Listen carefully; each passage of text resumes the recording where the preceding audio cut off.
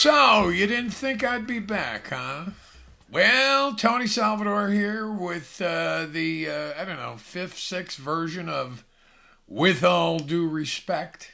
Been a long time, ladies and gentlemen. I know you've just all been dying to wait to hear from me again. Based on the feedback that I've gotten, I think there's some truth to it. Some. Let's not go overboard. Hold on, I've got to fix my hair here for a minute. And you'll note I've got glasses. My other glasses broke, and I'm having them fixed. So that's a whole personal thing. Anyway, I have been ragged by my golf buddies to tell a story about them because they have huge egos, but they don't have the wherewithal to do their own blog. Gee, I don't know why. But anyway, there's a great story from not last Wednesday, but the Wednesday before last. And incidentally, you see this thing on my nose? That is not a pimple. That is a reflection off of some glass. You see that? Okay. Just wanted to make sure you people knew. How do I turn to get that off? I don't know. Anyway, so not last Wednesday, but the Wednesday before last, and incidentally, this is Tuesday. I don't know the date. I could look it up. Hold on. Tuesday the 26th. Anyway, the Wednesday before last, we had our game with my four regulars at the world famous Richmond Country Club, RCC. And my four guys, who I play with every Wednesday, and I play terribly. Fortunately, one of the other foursome plays just as bad as I do. But my four guys are Timmy, Ren, the only guy who calls him Ren is Tim. No one else calls him Ren. I've never heard anyone else call him Ren. I've never called him Ren. But whatever, Ren. Givo, Dave Giverini. I want to use aliases here so you people can't look them up. And I. Anyway, we play every Wednesday at 9 a.m. And my game has gone completely in the shithouse. I was never any good playing pool. I'm getting not good again playing pool, but playing golf. You know, I was at my best maybe a 12 or a 13 handicap. I'm in like a 22 now. Okay, so that tells you everything you need to know about my golf game. But every Wednesday we gather at the first tee at Richmond, and off we go. And we have a game where we play, short guy, long guy on the first hole, and that determines who's going to be partners for either 3 holes, and then we change every 3 holes, or we do every 6 holes. So off we went, and as it turns out, Dave Givo and I were partners the first 6 holes. And we actually did pretty good.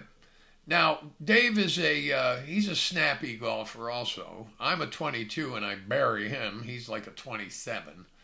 Timmy is the best of the lot. Sorry, Ren. Anyway, Timmy is, I don't know, a 12 or an 11 handicap or whatever. Reynolds right now is completely sandbagging and claims to be a 15, which is bullshit. Okay, and we rag him relentlessly about it, but he's thrilled to death because he gets all these strokes, and he's a pretty darn good player. Sometimes. So maybe he is a 15 or 16, but that's a whole nother story. Anyway, off we go this 2 weeks ago, and Dave and I did very well on the first 6 holes. We kind of clipped them. We clipped the boys. Now, when I say we clipped them, okay, we don't really play for any kind of serious money. We do, automatic press, 2-down automatic press, which I won't go into explaining to anyone who doesn't play golf. But it's just a way to kind of double the bet and keep it going. Anyway, we wound up winning, I don't know, $12 a piece or something like that, whatever, or $10 a piece or $9 a piece. Believe me, it was no big deal. But on the 7th hole, someone said, and I think it was the two lower handicap guys who said to Dave and I, well, I mean, you guys want to be partners through the whole 18? And for some reason or another, I was kind of farther up in my cart, and Dave hollered over at me, and I said, yeah, let's do it. Dave and I then were partners for the whole 18 holes. Now, this is, anyone who knows anything about golf, this is a major handicap. Not to overuse that word, okay? Because these guys are a lot better than we are, as indicated by our handicaps versus theirs, even though Reynolds is a complete fucking sandbagger. Okay. I'll hit that again a couple of times. But so off we go. And we play the next 12 holes. Dave and I are partners. And we get to the 17th hole, and we are now down. Dave and I are now down. You know, I don't even know the terminology, but, you know, we're down like, you know, 4 down, you know, with 3 presses, whatever. And as I said to you, you know, there's not really any really serious money that's involved in this thing, you know, $10, $12, $14, $18, whatever. But as it turns out, if Dave and I, because we're about to play the last hole, and we're essentially going to lose somewhere between, you know, $25 and $30 or whatever it is. And Dave hollers over at me, or actually after the 17th hole, he said, you know what? Why don't we give these guys, tell these guys we want an Aloha Press. Now, an Aloha Press in golf is that you're betting the entire 18 holes on the final hole, okay?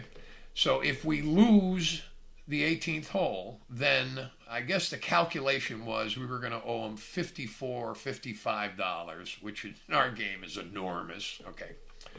And if we won that hole, then we would owe them nothing. Now, these guys have now worked real hard here, see, over this final 12 holes to get to a point where they're murdering us. Not unusual, but, you know, they're killing us. And so off we go on to the 18th hole. So Dave says to me on the 17th, he said, hey, you want to give these guys an Aloha Press? I said, get the hell out of here. You know, what do we got to lose? You know, another $40 on top of what we're already going to lose? This is crazy. You know, we can't beat these guys. He said, no, we'll tell them we're going to do an Aloha Press. Now, here comes the payoff. We'll tell them we're going to do an Aloha Press, okay? And then at the end, we'll say, if we lose, we'll say, it's a no-pay Wednesday. So in other words, if we lost the hole, if we lost this enormous bet, then we would just tell them, no, it's a no-pay Wednesday. We're not going to pay you. Now, someone might out there be saying, now, how the hell can you do that? I mean, this is crazy. You're making a bet, you got to pay. Well, 2 weeks before that, I had a doctor's appointment, and I had to leave after 14 holes. Or 14 holes. I had to leave after 14 holes. And when I was leaving, because we had a bet going then, these guys said to me, well, okay, and I had told them up front that I was going to have to leave, and so they understood this. And they said to me, well, it's no problem. You know, you're going to win you've won all the money up to this point, or most of the money up to this point. And again, P.S., probably $18. Okay, no big deal. So that day, the day now in question, the Aloha Press Day, I show up at the first tee and I go, hey, where's my money? You know, you guys said I won the money, you know, $18 or whatever. I want to collect, right? And they went, well, we decided it was no pay Wednesday. So whatever. Anyway, I could have cared less. Well, we laughed about it, okay? So Jivo comes up with the great plan, okay? We'll give him an Aloha Press on the 18th hole.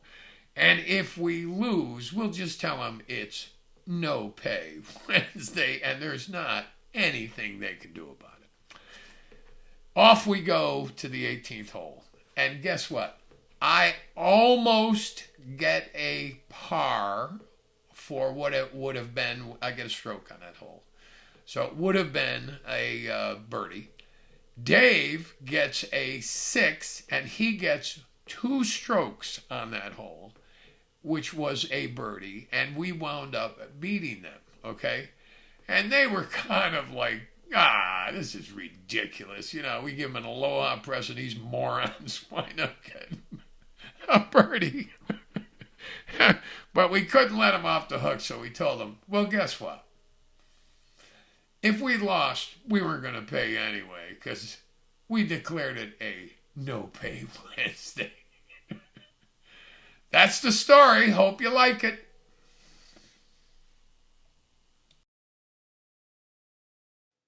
Oh, and by the way, I know you're out there. I can hear you breathing.